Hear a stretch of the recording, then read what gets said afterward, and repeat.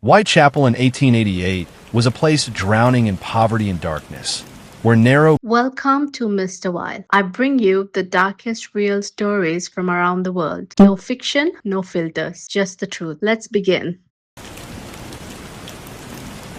brick streets twisted between decaying buildings, and the air always carried the stench of coal smoke, refuse, and spilled alcohol. Crowds pressed together in the filthy alleyways. People slept in doorways to escape the cold, and arguments, robberies, and drunken fights were such a constant part of the background that most residents barely bothered to look up anymore. Life in this part of London was hard and unforgiving, and once the sun went down, nearly everyone hurried home with their heads down, hoping to avoid trouble and make it through the night. In the early hours of August 31st, 1888, just before 5 in the morning, a carman named Charles Cross was on his usual walk to work along a narrow road called Bucks Row. The sky was still black, the gas lamps barely cutting through the darkness, and the only sounds were the uneven echo of his footsteps and the distant rumble of wagon wheels. As he walked, he noticed something lying on the ground near a stable gate, a shape that at first glance looked like a discarded roll of fabric or maybe a bundle of rags left behind by workers. He slowed down, feeling a sudden unease he couldn't quite explain, and as he moved closer, he realized the shape was too rigid and too large to be what he first assumed. When he stepped near enough to see her clearly, he froze. It was a woman lying motionless on her back in the road. For a moment, he convinced himself she might simply be unconscious or drunk, which was a common sight in Whitechapel.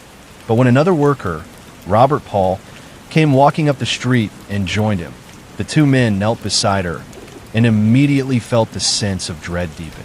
Her eyes were open and lifeless, staring upward with a blank expression that made both men recoil. When Paul touched her face, he realized her skin was cold. Her name was Marian Nichols, known to many locals as Polly. She was 43 years old, impoverished, and like countless women in Whitechapel, forced by circumstance to walk the streets at night in search of enough money to find a bed. As Cross and Paul looked closer, they saw the horrific wound across her throat, a cut so deep that it almost reached the spine, and the cobblestones beneath her head were slick with blood that was still fresh enough to shine in the weak glow of the street lamp. When police arrived, they initially suggested it might have been a violent robbery, a theory that would have fit the neighborhood perfectly. But that idea collapsed almost immediately when a doctor opened part of her clothing and discovered deep, deliberate slashes across her abdomen. Wounds so clean and controlled that medical examiners later said they appeared to have been made by someone with experience handling a knife. There was no sign that anything had been stolen, no evidence of panic or chaos, only precision and an almost chilling level of focus. Officers who examined the scene admitted quietly to one another that whoever had done this was neither impulsive nor clumsy. This was not the work of a thief or a drunken attacker. It was someone who wanted to inflict exactly this level of damage. Marian Nichols became the first officially recognized victim in a series of murders that would soon paralyze London with fear, although at the time, no one standing on Bucks Row that morning could have understood what was coming. Her body was carried away, the stones were washed, and residents passed by on their way to work with barely more than a glance, unaware that they were walking through the opening chapter of one of the darkest mysteries in criminal history. Because the man who killed Marian Nichols was not finished, and within days, Whitechapel would learn that they were not dealing with an ordinary murderer, but with someone who hunted with patience, precision, and purpose. In the days that followed the murder of Marian Nichols, the atmosphere in Whitechapel shifted from ordinary unease to something heavier and far more unsettling. People tried to carry on with their routines, but there was a noticeable tension in the air, as if everyone sensed something terrible lingering just beyond their line of sight.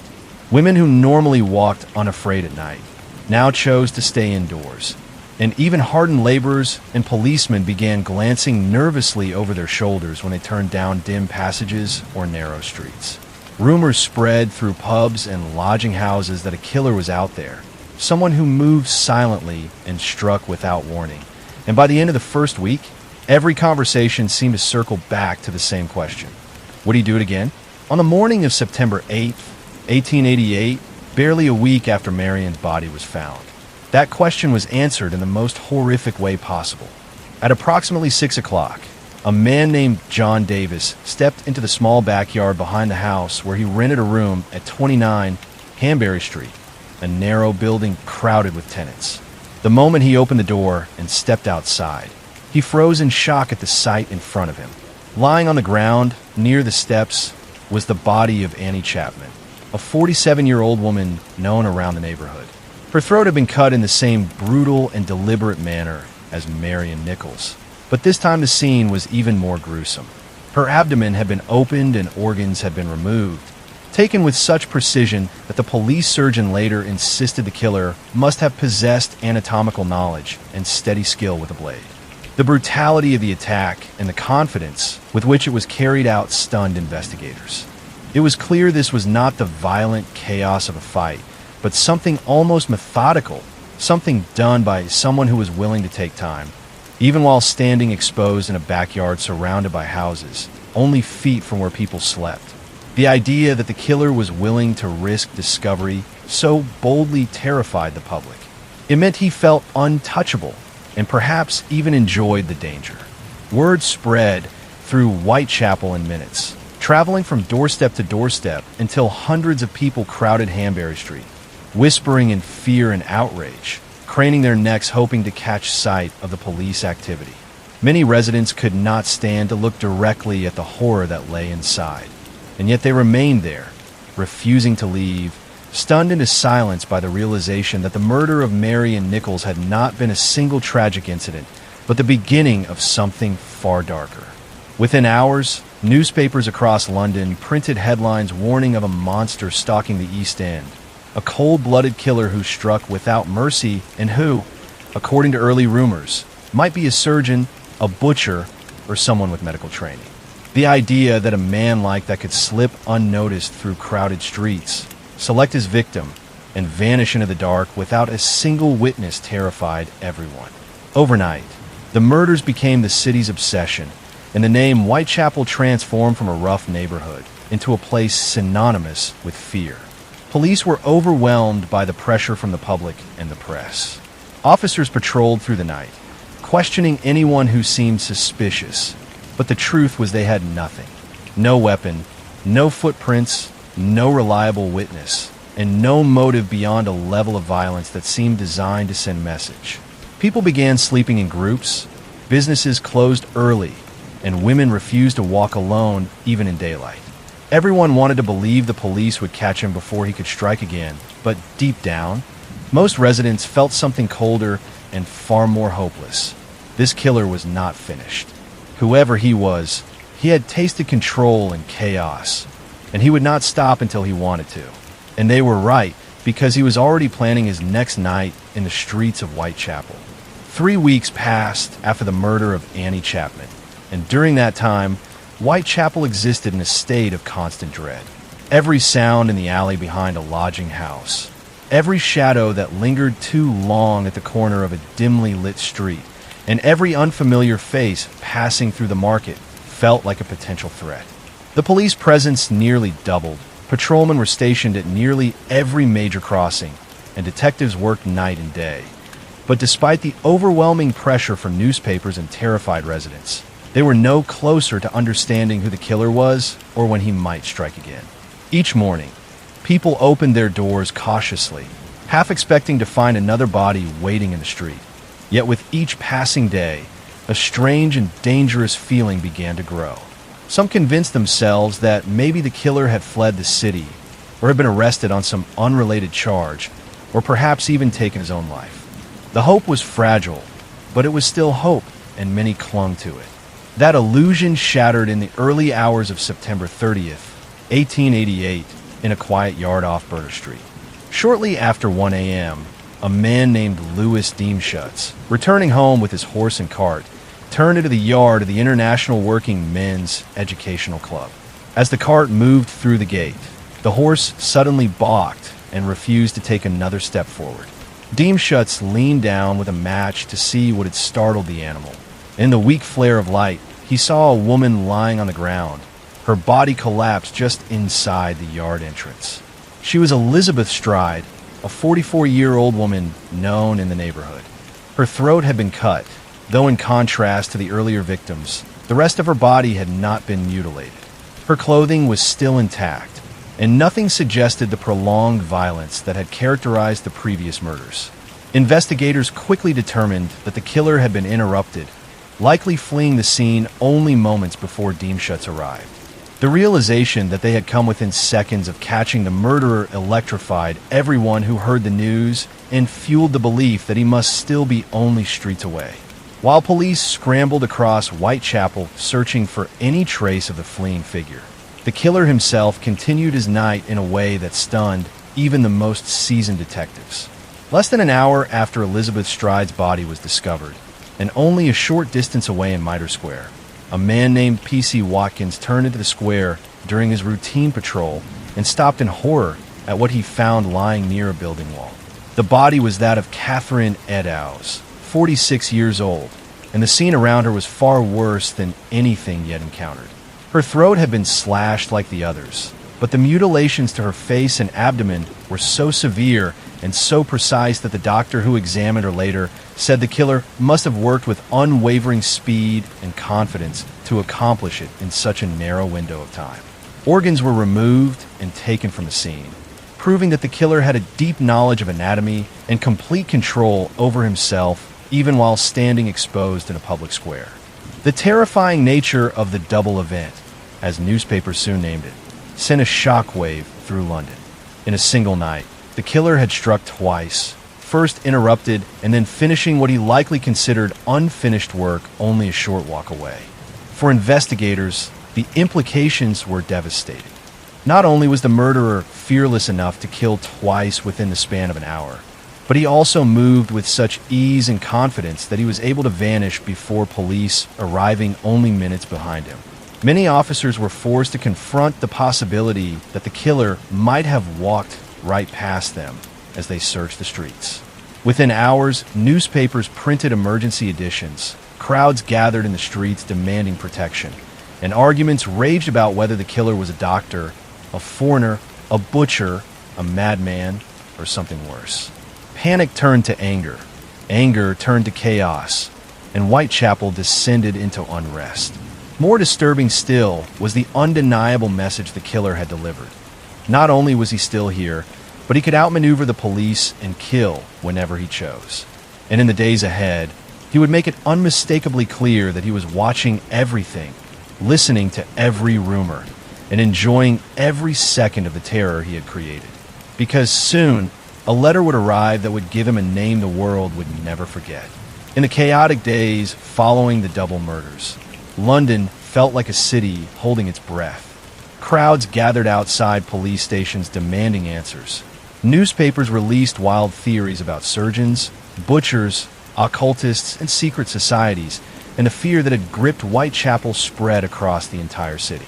Detectives were overwhelmed with tips, sightings, and accusations, most of them useless.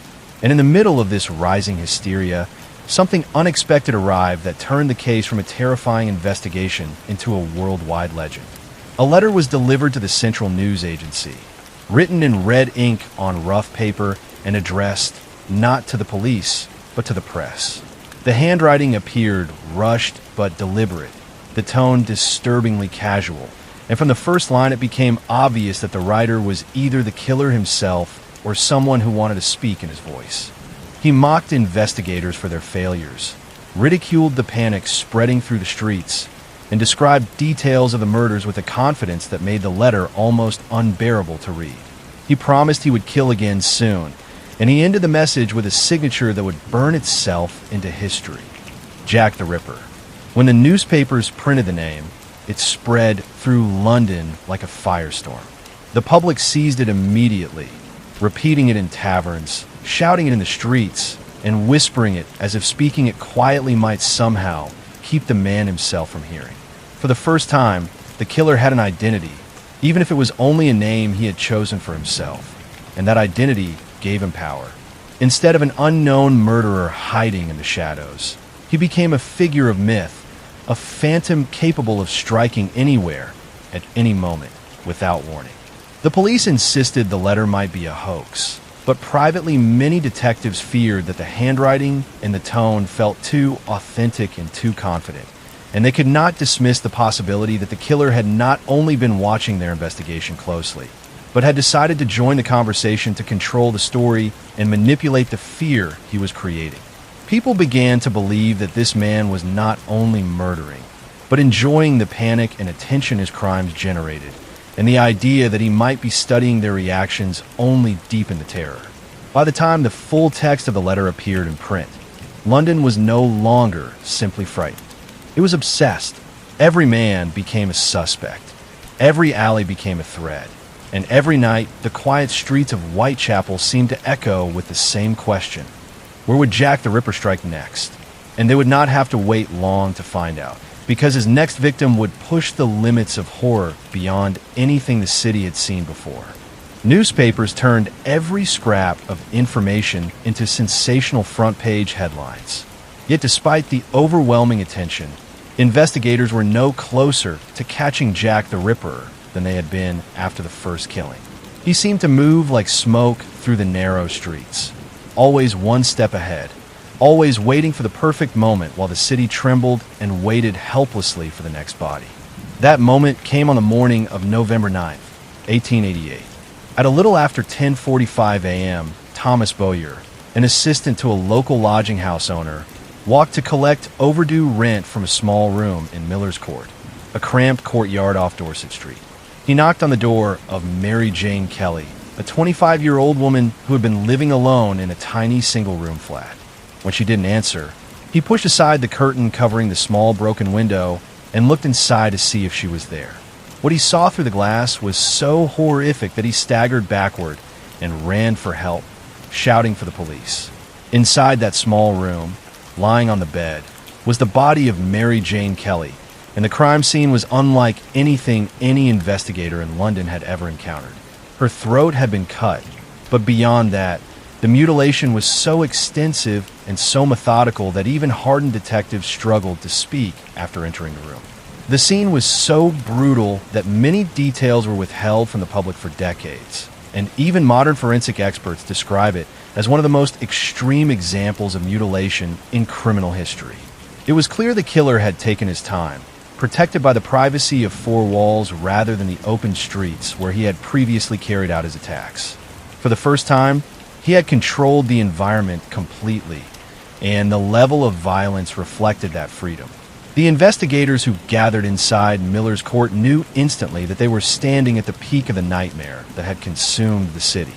This was the signature of a man who had grown more confident, more deliberate, and more deeply committed to the horror he created.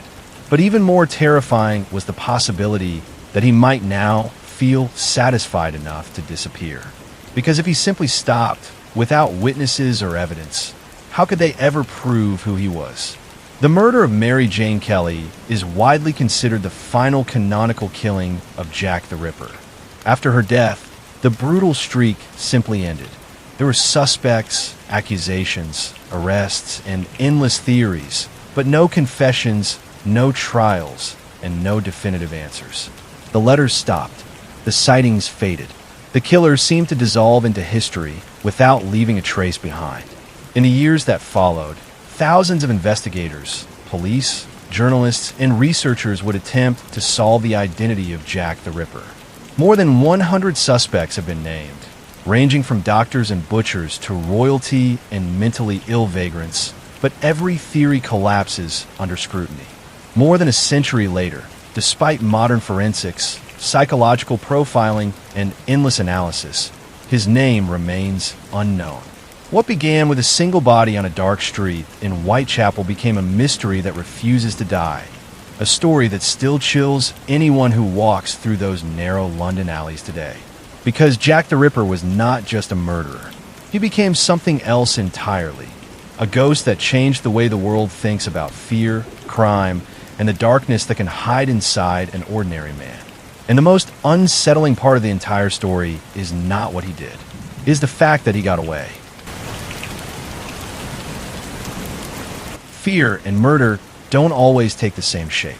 If Jack the Ripper struck with knives in the shadows, another killer would strike decades later with something far more invisible, far more insidious: radiation. In November 2006, Alexander Litvinenko, a former Russian spy turned whistleblower, sat down for tea in a London hotel and was dead within weeks. No stabbing, no gonfire, no immediate violence. The weapon was nearly undetectable, deadly in the tiniest particles. This is the story of the Polonium Ghost. In the months before his death, Alexander Litvinenko was a man who had already survived more threats than most people could imagine. Once a colonel in Russia's secret services, he had turned against the agency he had served, speaking out about corruption, abuse, and alleged plots that reached the highest levels of power.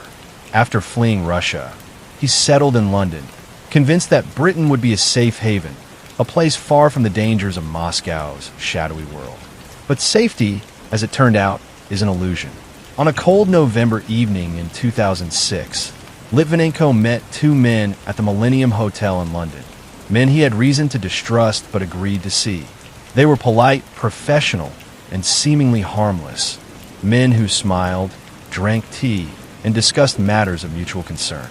No one in the bustling hotel could have suspected that within moments, something deadly was being passed from hand to hand, something that would silently infiltrate his body and destroy it from the inside.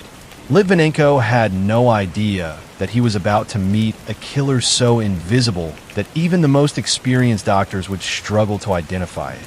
And by the time the first symptoms appeared, the trail had already begun to spread, leaving a ghostly signature that would haunt London and the world. A few days after meeting the two men at the Millennium Hotel, Litvinenko's health began deteriorating in ways that no one around him could have predicted.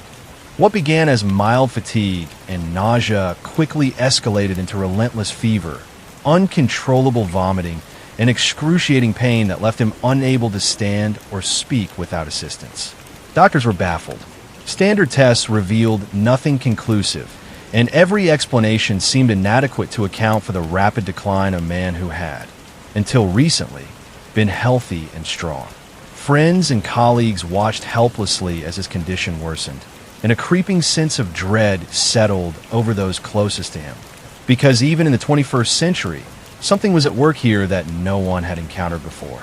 As the hours passed, Litvinenko himself began to suspect the unthinkable, that he had been poisoned. But this was no ordinary toxin.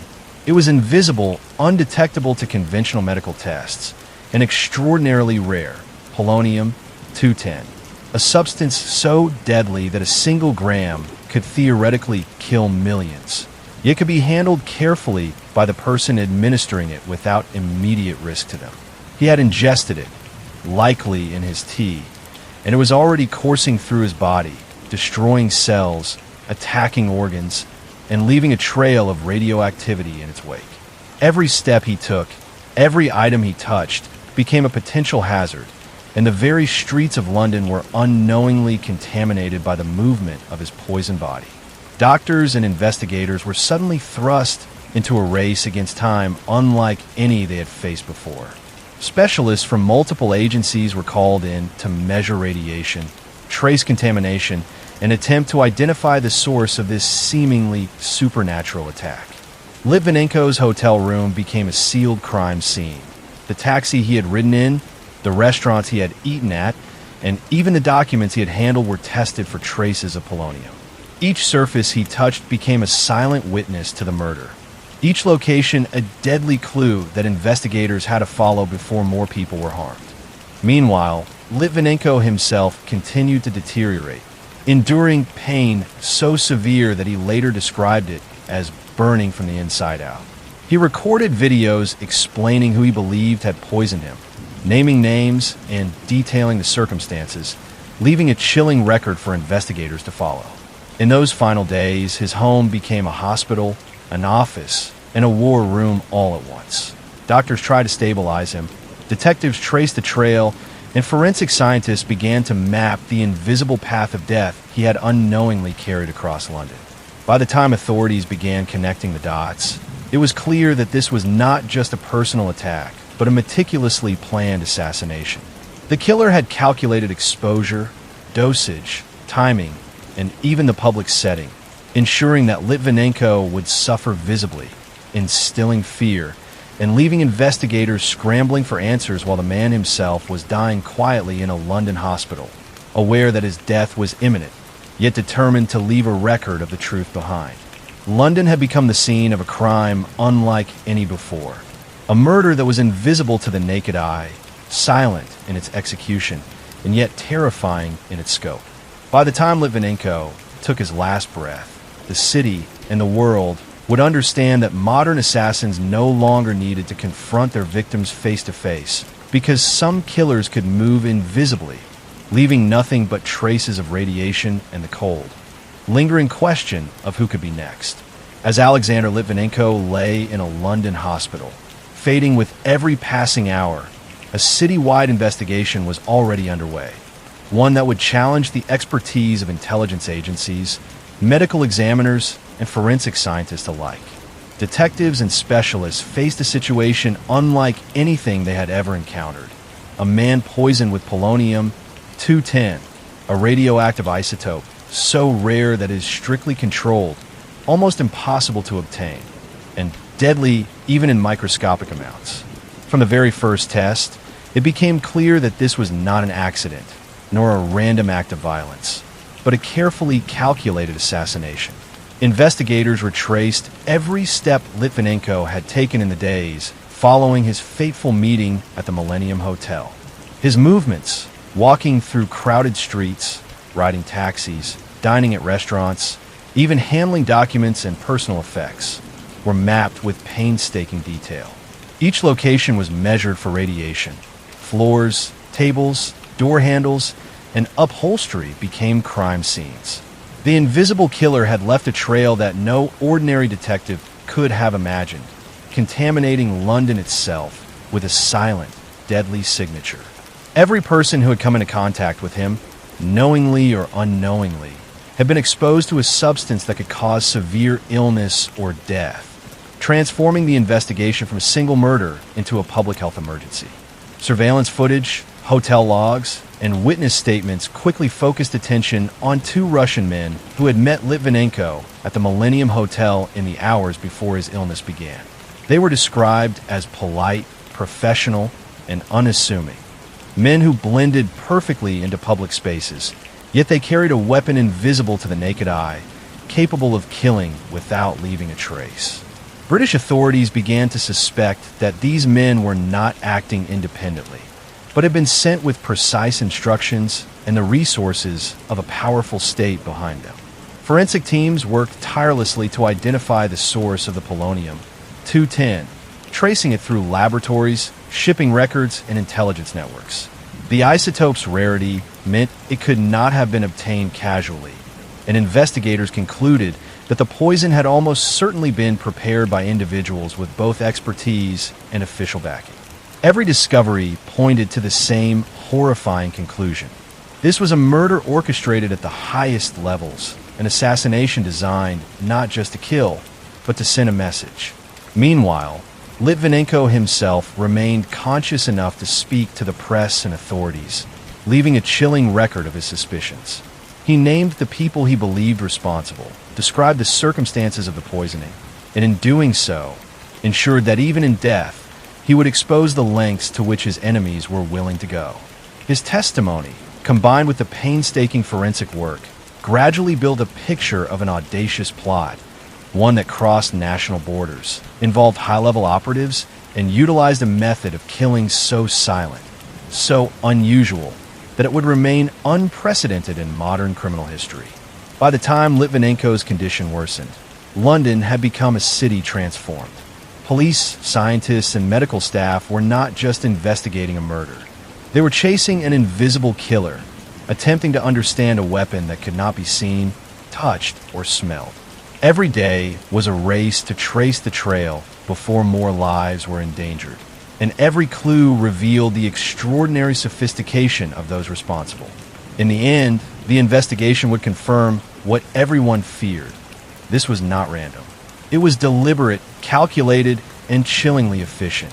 A modern assassination carried out in broad daylight, in one of the world's busiest cities, using a weapon that left almost no immediate evidence and only one tragic, inevitable outcome: death.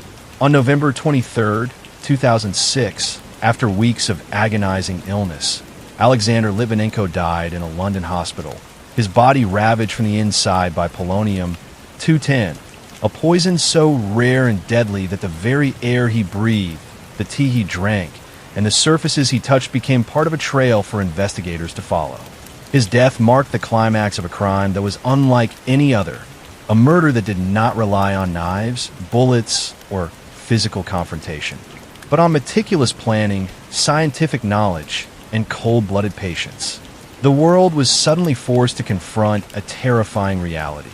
In the modern era, assassins could strike silently, invisibly, and with a reach that crossed borders effortlessly.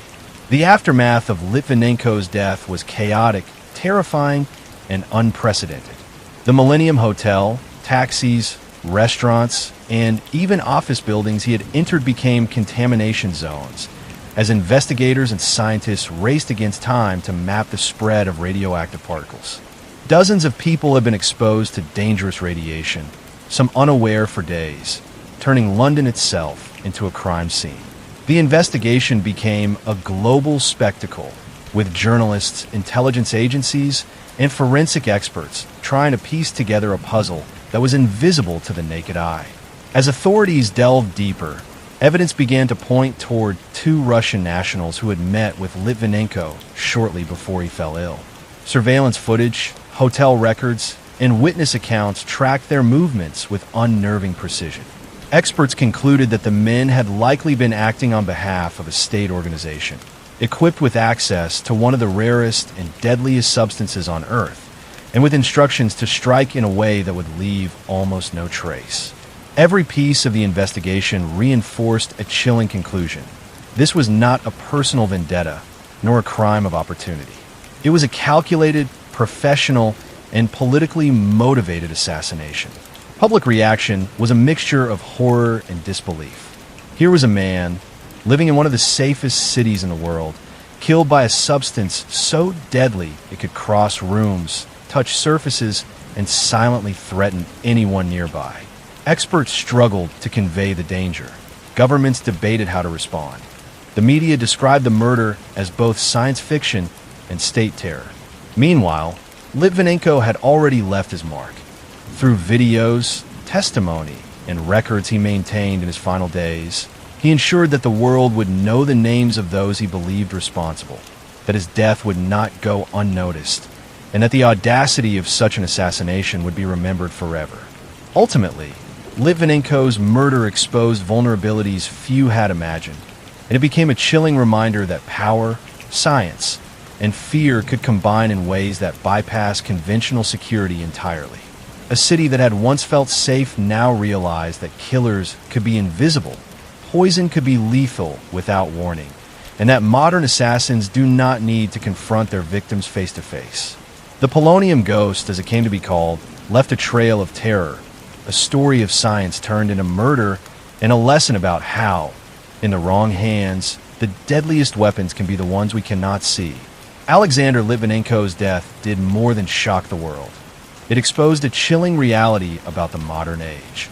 Killers no longer needed to wield knives or guns, and murder could be executed with invisible, silent weapons that traveled across cities, countries, and even continents, leaving no immediate evidence, but unimaginable consequences.